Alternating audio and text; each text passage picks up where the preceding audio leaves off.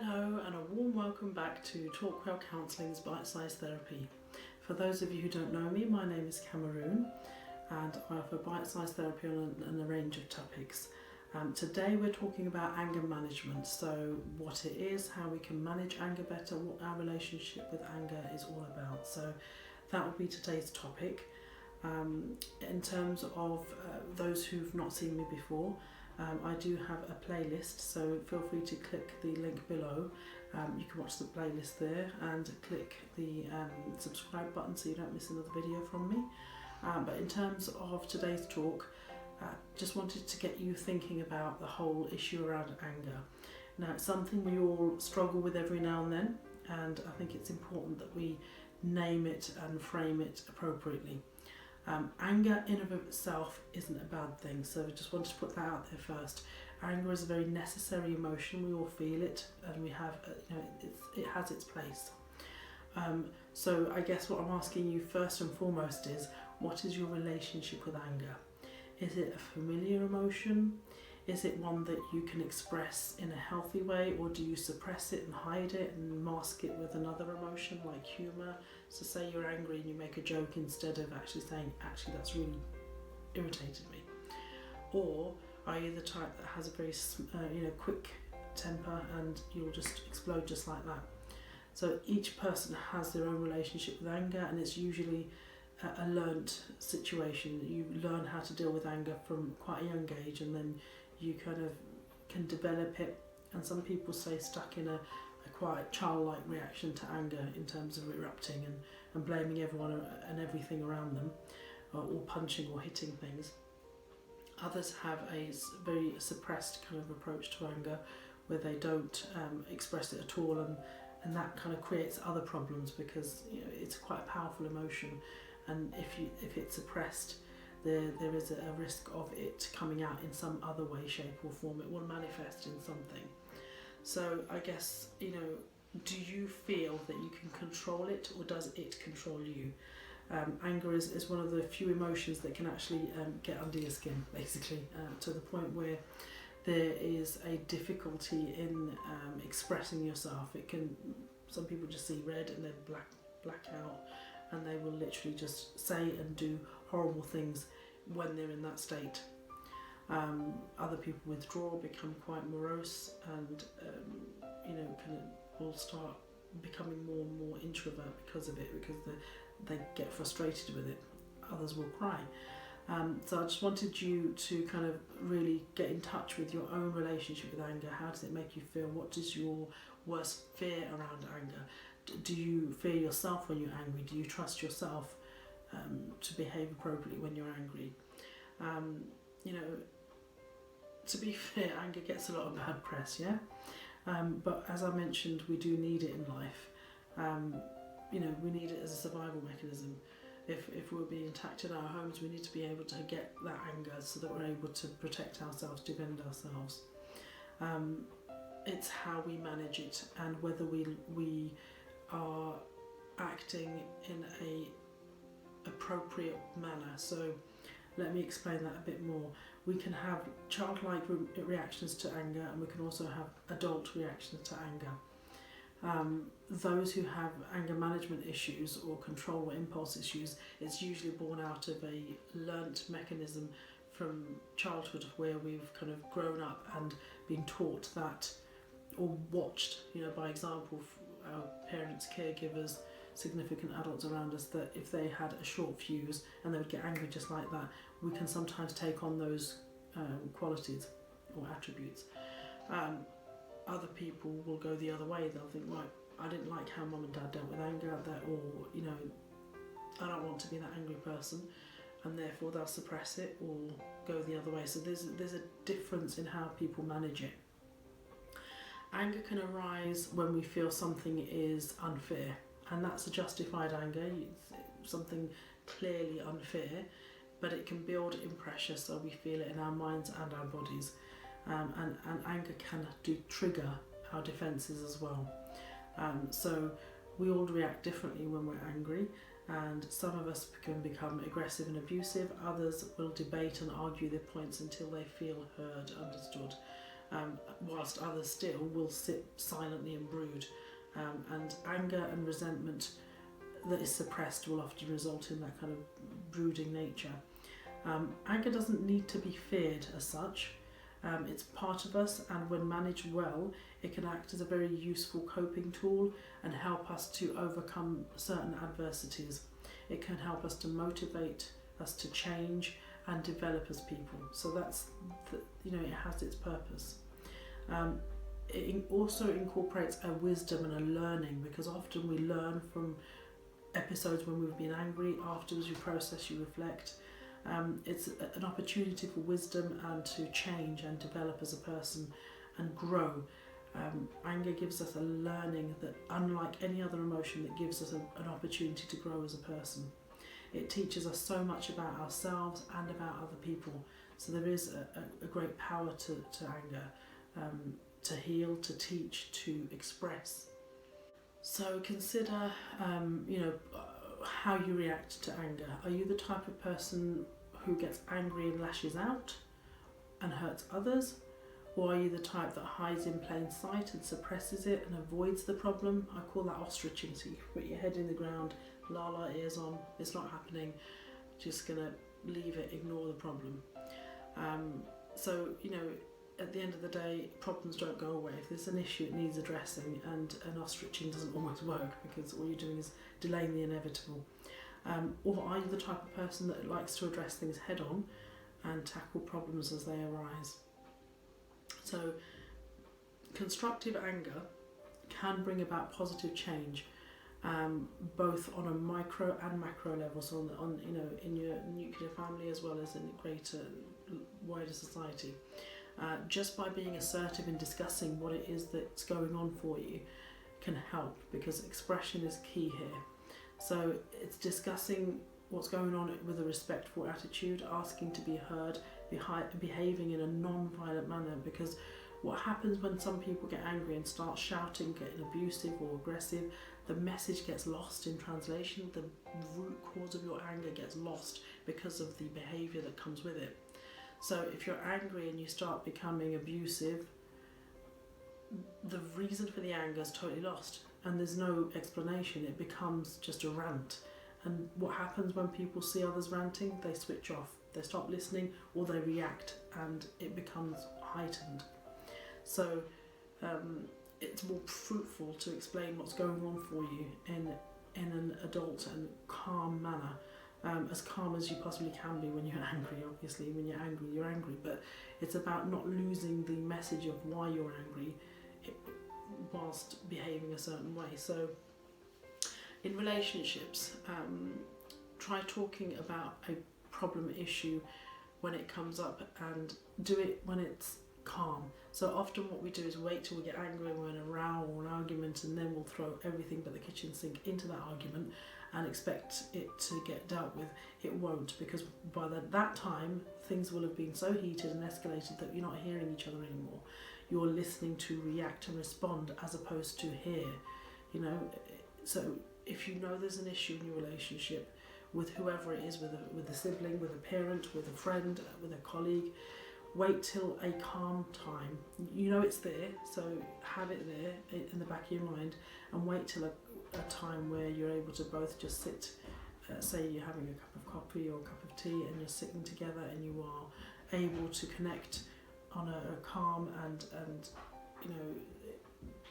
relaxed level, and then maybe raise it and say, actually, this thing's been bugging me, and whatever it is, try to bring it out in a most open and transparent way. But choose your word and be diplomatic. Explain that it's been troubling you, and ask if it's been troubling them, and then see if you can work something out. Because mentioning it in that calm space, as opposed to mentioning it when you're already in an angry state and arguing, makes a world of difference, because it will make them, they'll be hearing you, and they will be able to, you can reach them. When you're both angry, nobody's reaching anybody else. All you're doing is shouting and not being heard.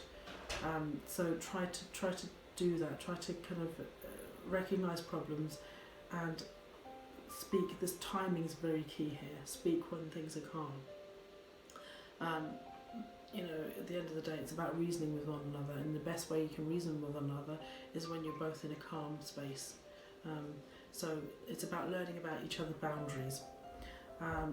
Tell each other when you are beginning to feel angry. So if you can feel it coming, say, right, I'm getting a bit frustrated now. So that's about you sending those warning signals and asking for support, or to, look at steering the conversation so that things settle as opposed to escalate. Sometimes we don't realise, and we'll push an issue until it becomes heightened and escalated, and by then it's usually too late to address it, because you've gone beyond the sense of reason. So try some techniques.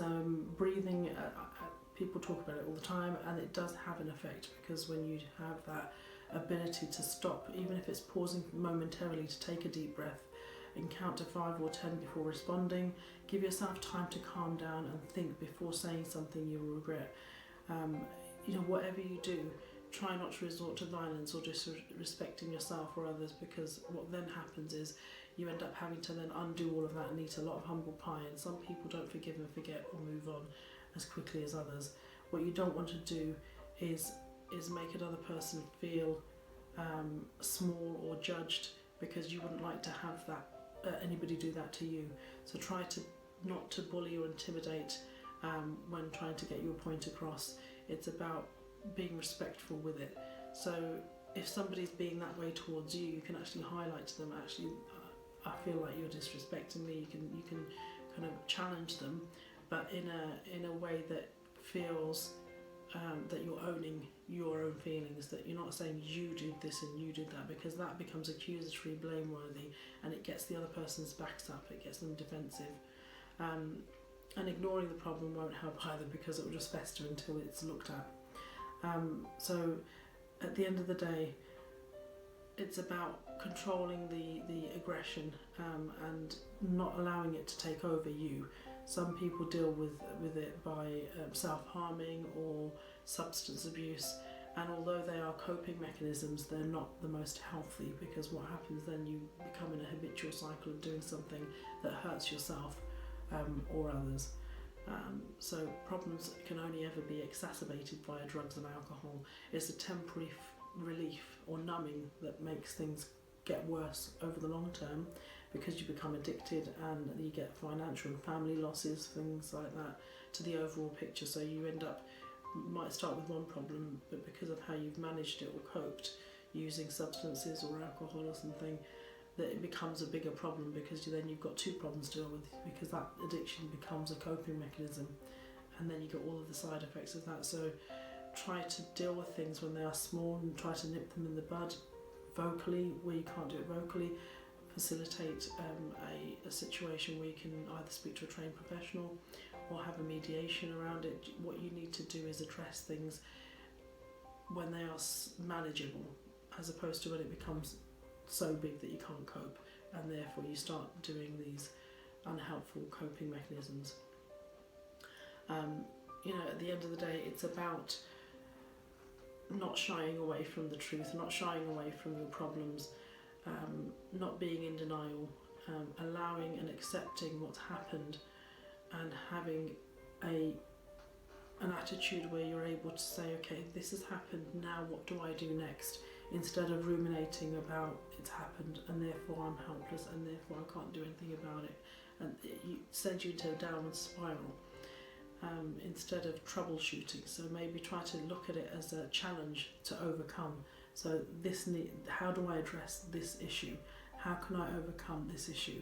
What can I do to help myself? That's being more proactive and solution focused in your thinking. As I mentioned before, children often role model their parents. So if parents coped with anger and problems by substance misuse or alcohol, or violent outbursts, children may have learnt those reactions in dealing with anger or issues. But you can learn new ways of managing anger. You don't have to keep in that old cycle.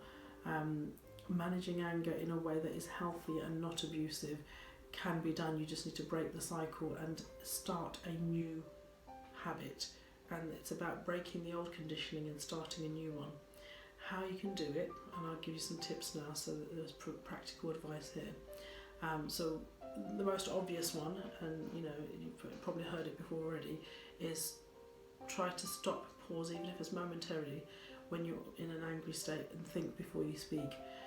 We do a lot of damage in the heat of the moment, and what's said cannot be unsaid. So try not to say something you'll later regret. Fresh air, physical exercise, that's always a good one. So take yourself out of the situation where possible. Get some fresh air, go for a run, just go for a walk around a local park, whatever it takes to get you out of that mood, out of that space. Go to the gym, taking a walk, having a hot cup of tea, whatever makes you calm in the moment, even if it means taking time out and just disappearing for a bit. It's taking us away from the situation long enough for the situation to calm down and for us to reset or recalibrate emotionally. It's just not being reactive, trying to step back a little bit. So next time you get angry, try to track where it came from using the following simple questions. So, are you the type that holds your anger in until you burst? Or do you get angry in a flash but then calm down just as quickly? What is your pattern in terms of behaviour when it comes to anger? What kind of things make you angry? So what are your triggers? And when you're angry, what is it that you do? What is it that you say? Because you need to learn your relationship with anger before you start addressing it. How do you behave? So think about what techniques you currently use to calm down. Are they working? If so, carry on. If they're not, then try some new techniques. As I mentioned earlier, there are some useful techniques you can use in terms of visualising calm spaces as well. And colour breathing is a good one, another one that you can use when you're in an angry state. You can start using, alongside your deep breathing, is colour breathing. So you breathe in one of your favourite colours. So that could be blue, say. So you breathe in a calm, you visualise that you're breathing in a calm blue energy, and then you're breathing out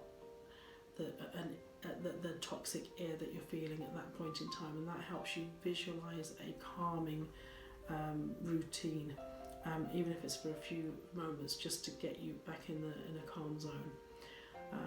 So think about what techniques you currently use to calm yourself down. Think about why you feel that way. What made you feel angry in the first place? Has something just occurred, or is it a historic thing that you're angry about that every now and then crops up? If it is, then it might need to be looked at a bit more to be processed. Is it something that's built up over the day, and you've got lots of little things that have built up towards that big angry outburst, or is it something that you felt for a long time that's just a silent brooding anger that stays and keeps you in a bad place? Is it something that you want to take action about? Some things you can be angry about but you don't want to deal with, or it doesn't warrant any action. It's just a feeling you have. Is it something you want to deal with? That's something you need to ask yourself. And if you do, how? Realistically, what can I do? These are the types of questions to ask yourself. What can I do realistically without harming myself or others in the process of dealing with this thing? Is it something that can be changed? Sometimes it's not something in your control. We talked about the line of control in previous episodes about how we can control ourselves and what we say and do, but we can't control what other people say and do. So that's about making sure that the boundaries are clear. You're not fighting against the tide. If you can't do something about a situation, look at where your power lies and what you can do in terms of how you react and respond. Can you learn to accept the way things are? If it's a situation that cannot be helped, can you then use radical acceptance to say, okay, this is how it is, I'm going to have to deal with it, but it doesn't mean that I can't be more proactive in how I manage it. And it's about mindset here and about changing your attitude towards it. If it's something you're going to have to deal with and you cannot change it, then make it bearable at least, yeah? There's a way around it somehow. Often you're angry for a reason, and it's about expressing that reason. So express your anger once you feel calmer and more in control. So in order to communicate your message so that others can hear you, do it once you are thinking clearly and can articulate and express your frustration in an assertive but non-threatening way. Share your concerns and needs clearly without hurting others or trying to control them. Now that's an art form. It'll take a few goes to get it to a point where you're able to articulate it properly, but start trying. Start trying to use I statements. Own what it is that you're saying. This is what I feel and this is why I feel it. The accusatory type of language, when you can say, you never help me, this is all your fault. You're projecting outwardly and not taking any responsibility for the issue yourself, and often it's more than one person that's involved. So try to be mindful of what language you use. So say that you walked in and everything's a mess at home. Instead of saying, you never help around the house, what have you been doing all day, you could say something along the lines of, I feel upset that the house is in a mess. Would somebody like to help me clear this up? I could do with some help. So that way there's no body at blame. All you're doing is asking for the support you need to tidy up. That's just a very basic example in terms of managing a situation differently, using the language and a different approach. Also try to avoid over-exaggerating by using seeping statements and over-generalising, like you never remember my birthday, or you never do this, or you never do that, because often it's only one or two occasions that they've forgotten or they haven't done it. But that will get somebody else's back up when you say you never, because you're then making a blanket statement saying that nothing they do is good enough, and that will become a defeating thing to hear for the other person, because they're going to say, well, what's the point then? Clearly I'm not appreciated and I never do this, even though I do. Then they're going to disengage with that conversation. So another point to bear in mind is that you can explore possible solutions.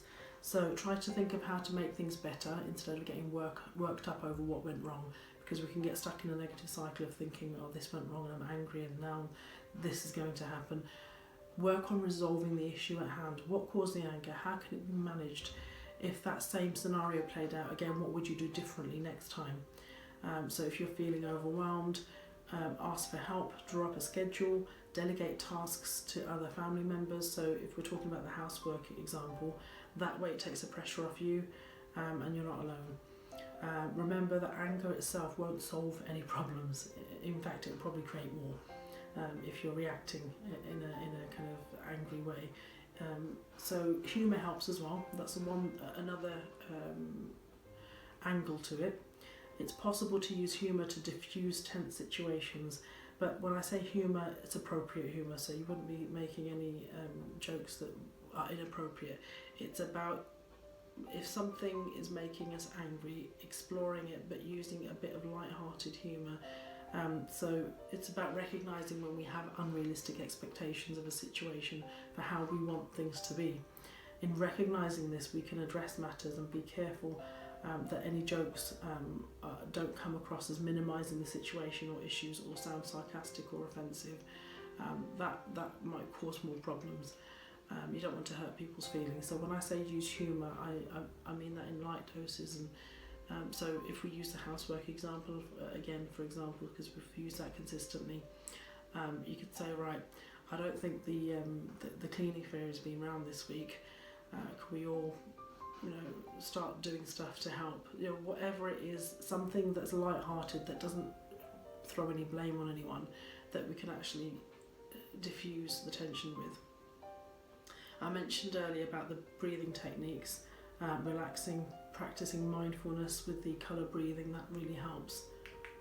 You can also, as I mentioned, take yourself out of the situation. Maybe use a mindfulness calming scene in your head. So maybe remember or imagine in your mind's eye a calming holiday destination that might stick in your mind that you've been to, where you're lying in a hammock on a sunny day, a sandy beach, and you've just got a cool drink beside you, and that's, you can kind of close your eyes and tune into that moment, and that will help you to recalibrate as well. You can imagine palm trees. That's what works for me anyway. Some people might prefer to imagine a nice cozy room somewhere that they've been, or a spa environment, whatever works for you. Just think of your calm place, your happy place in your mind. Close your eyes, zone into it for a few moments, breathe deeply and imagine you're back there, and allow it to take over your senses in terms of calming you down, so that you, when you come out of that scenario, you feel a little bit calmer and more able to regulate your emotions. Music helps, so if your favourite music is calming, soothing, put some of that on. Certain music will make you more angry, so be mindful of what music you play, but the idea is that you play the music to help you snap out of the anger that you've been in, so zone you out a bit. Some people like to write, so if you're a writer, you can journal how you're feeling, you can write poetry, you can write some song lyrics, whatever makes you happy. You can also draw, that's quite therapeutic, or colouring in. There are, as well as children's colouring books that I've noticed that on some shelves now, there's adult colouring in books, and that's quite therapeutic as well. It gives you a chance to kind of enjoy the artwork with colour, and there's pre kind of printed designs that you can actually start colouring in, so you don't have to be good at art either. You can just literally just take a book that's ready made and start colouring in things. So they are safe ways of putting kind of a calming effect on anger. Do whatever works for you. Some people would like to start baking, or just snuggle up, or just go to sleep for a bit. Whatever works for you. It's important though, when it comes to anger, to improve communication by agreeing to disagree. Sometimes there will be situations where your views are so different to the other person's that you're never going to see eye to eye. There isn't a way of resolving it. In those cases, just because you can't reach a resolution due to differences in opinion, it doesn't mean that there's no way forward. You just agree to disagree. So, okay, if that's what you think, this is what I think, we're going to have to leave it at that. And try to work around learning respectfully to agree to disagree, and not force your own opinion on another person. At the end of the day, we are all unique, and we have our own core values and think differently, and we operate at different levels. And variety is the spice of life, so don't feel that you have to have everybody else around you think the same way as you. That's not fair, and it's not realistic. Just be open, be accepting of the fact that there will be occasions when you will agree or disagree on things, and allow that to be. It's about having a respect that everybody is entitled to their own opinion, so bear that in mind as well when you're having any arguments or debates. Sometimes there is no way of finding a common ground, and those ones you just agree to disagree. There's also the aspect of forgiving and moving on. Try not to hold grudges. It's difficult, it's easier said than done, but when you hold a grudge, it weighs you down. Your soul feels heavy, it weighs heavy on your heart, it keeps you in a resentful state, and that takes more energy. It takes more energy to hate than it does to love and be happy. So that energy is sapping you. So if you're able to, try not to hold a grudge. If you're able to forgive, because forgiveness isn't for the other person, it's for yourself. It sets you free first and foremost. It really does take more energy to hate than it does to love. Forgiveness is freeing, and it can release you and the other person from the grip of negativity, because rehashing over events that cause stuckness in relationships can result in an unhappy bitterness that feels horrible to live with. So try to be open and honest and share how you feel. Ask how the other person feels, and in this way you can find some kind of resolution. But do so respectfully. You might both learn some valuable lessons from the experience. It's about being as authentic, as truly yourself as possible, and recognise when to ask for support. Sometimes we don't have coping mechanisms. Sometimes we don't know how to deal with anger to the point where it's becoming problematic. We're losing friends, we're losing family, we're having problems at work. If anger's got such a hold over you that you're feeling a little bit out of control with it, then don't be afraid to reach out and ask for help. It's a challenge for us all, controlling anger. So if you feel that you do need that additional support, with tips, techniques to discuss it, to work through it, it might be worth considering some help, and that could be via a trained professional, through counselling, therapy, through hypnosis, through mediation, meditation, or there's so many different things open to you.